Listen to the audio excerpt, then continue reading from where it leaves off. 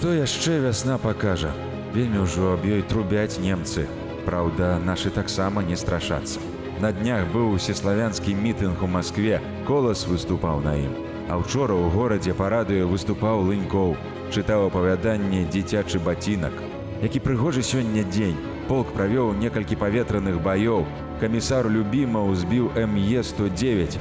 Калі даў, дык міма яго толькі абломкі паляцелі.